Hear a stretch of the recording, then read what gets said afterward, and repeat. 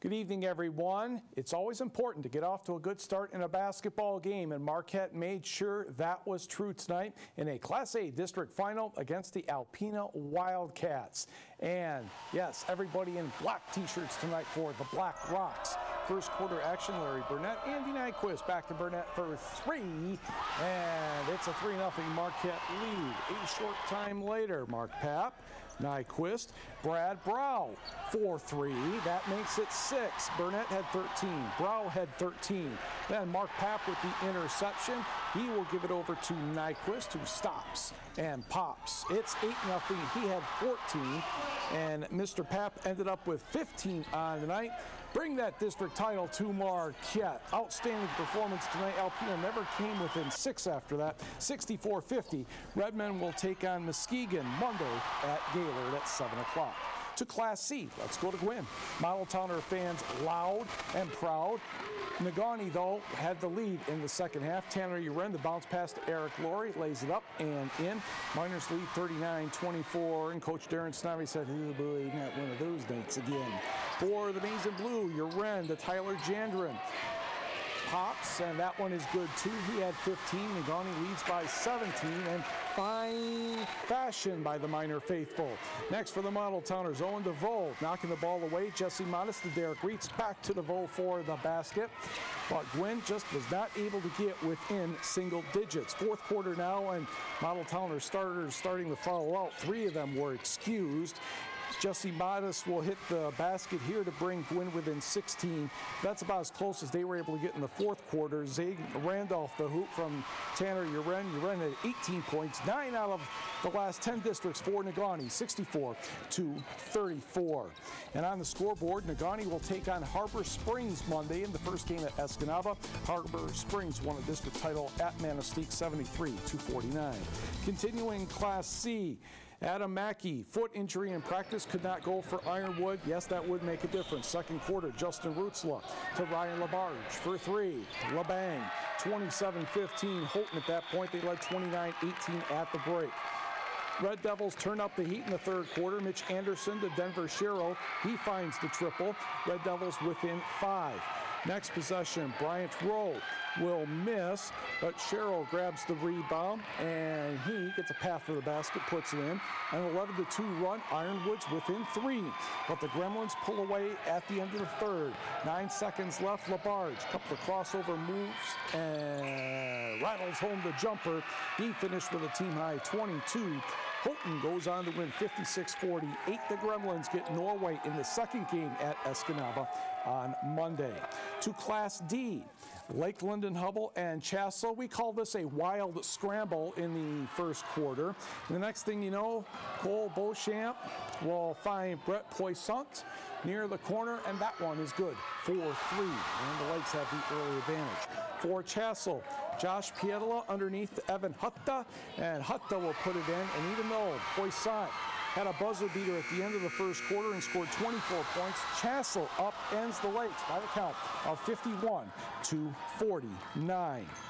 Let's go to suburban Felch, where North Dickinson was trying to win a district title against North Central. Early in the contest, Derek Wagner scores, and the game is tied at 4. Next, the Nordics push the tempo. Matt Schultz will get the hoop. We're tied at 6. Schultz led all scores with 19. But then the Jets started getting the rocket fuel going. Tyler Polfus drives baseline for 2 of his 10. 14-6 Jets. And Travis Vincent with the fall-away jumper. And it's a 20-8 lead at that point. Vincent with 14. Rob Granquist will go coast to coast, and North Central rolls to the district championship, 54-40. Now let's get you straightened out on the scores and the matchups here. Forest Park upends Trout Creek 63-57. Dylan Gordon did not play for ETC with an ankle injury. Mike Borseth, 23 for the Panthers. Derek Aberly led FP with 15. So it's Forest Park and Chassell, and North Central gets Superior Central. In the first game Monday at Negaunee, Superior Central had 55 points combined from Bryce Richard, Trevor Mackey, and Matt Verberge to defeat Engadine 66-51. In the Eastern UP, Cedarville and St. Ignace win district titles. The Trojans by 24 over Brimley. The Saints by 22 over Mackinac City. Gage Kresge had 19 for the Saints. Pistons fall to Dallas 102-99. O.J. Mayo 22 for the Mavericks. The Great Lakes Intercollegiate Athletic Conference has named its all-conference teams. Of course, Michigan Tech's Ali Hadar was the player of the year. Was there any question? Derek Billing of Lake Superior State and Derek Kinney of the Lakers were on the second team. Alex Cooley of Michigan Tech on the defensive squad. 10 players were named to the first and second teams. For the women, naturally, the player of the year was Carrie Doherty of Ashland, Maria Blazjeski of Lake Superior State, and Sam Hoyt of Michigan Tech on the first team. NMU's Alyssa Kola, Tech's Emma Veach on the second team, and 3 for defense, NMU's Lauren Gruber, Sam Hoyt of the Huskies, and Emma Veach of Tech as well. When we come back, hockey, Michigan Tech and NMU, but not against each other. Michigan Tech won't have home ice for the first round of the WCHA playoffs. However, the Huskies still have a chance to move up in the standings. Final home series of the regular campaign, Michigan Tech hosting Colorado College. And the Huskies get on the board at 9:40 as Milo Skordic will take the pass from Jujar Kara, and he puts it home, and the Huskies are on the board at 1-0. That was all the scoring until late in the third period, and Blake Pietalak could have scored the empty net goal, but Tanner Carroll took care of business, his 9th of the year. Michigan Tech goes on to win 2-0 thanks to 22 saves by Jamie Phillips. We're starting to buy into the concept of good defense wins at this time of year, and we'll get our goals. We'll score our goals. We had some great opportunities tonight. We just didn't finish. We just didn't have that around the net tonight. But boy, that defense was solid. That might have been our best defensive game of the year tonight. And the Huskies go for the seat tomorrow night at 7:07. The seniors will be honored after the contest. We'll catch you up on the WCHA first. St. Cloud over Wisconsin 4-2. Duluth 5, Nebraska Omaha 4. In the other CCHA playoff first round series, Lake Superior State blanks Bowling Green 2-0. The Spartans are just underway at Alaska. High school hockey Division III semifinals. Sault Ste. Marie in the blue against Flint Powers Catholic, and that is an unassisted goal on the power play by Benjamin Lacrosse, and that gives the Blue Devils a 2-1 lead. However, Flint Powers took a 3-2 lead in the third when Blake Mastoff, just driving through defenders on his way to the net, scores the game-tying goal at 7:40. We went to overtime. First overtime settled absolutely nothing. So to the second one, and a great centering pass to Eric Hillock in the slot. He's going to get the wrister past Casey Coronan, and Sault Ste. Marie is advanced to the finals in Division III with a 4-3 double overtime win over Flint Powers Catholic. The Blue Devils will take on Bloomfield Hills Cranbrook Kingswood in the finals Saturday at 2 o'clock. Cranbrook defeated Riverview 7-0. All-state skiers and all of UP skiers have been named. We'll take a look at the all-state skiers in Division I. The boys were the champions in Marquette, so guess what? They did pretty well on the first team.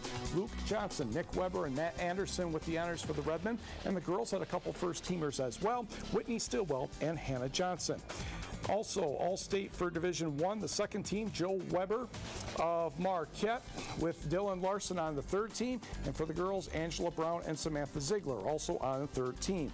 In Division II, it's Leslie Hamar of Houghton and Mandy Haffercorn of Kingsford on the first team. Camille Corey of Kingsford on the second team. And Houghton gets a pair of second teamers, Ian Hellman and Jacob Jarvis. Connor Johnson was also named on the honorable mention for Division II. We have a couple state hockey tournaments underway. Down in the Lower Peninsula in Dearborn, the girls under 19. The Keweenaw Storm defeated Marquette in its opening game today 4-1, and the Keweenaw Storm defeated Mount Clemens in its second game 8-1. So needless to say, that team's off to a good start. The state midget B hockey tournament is right here at Lakeview Arena in Marquette this weekend, and Main Street Pizza of Marquette opens up the right way, a 3-0 victory over Livonia. That tournament will run through Sunday.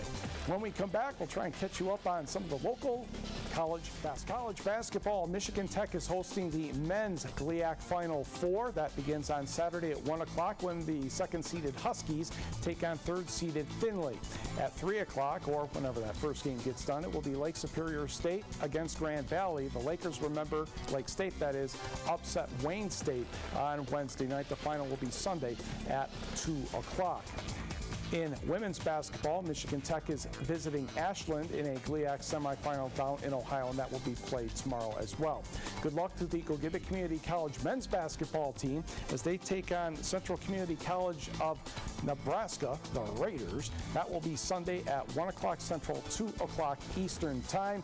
A berth in the National Junior College Athletic Association is on the line, and that tournament will be played later this month in Danville, Illinois. That's all we have for the final edition of Friday Night Fever for this season. Thank you for joining us, and have a great weekend.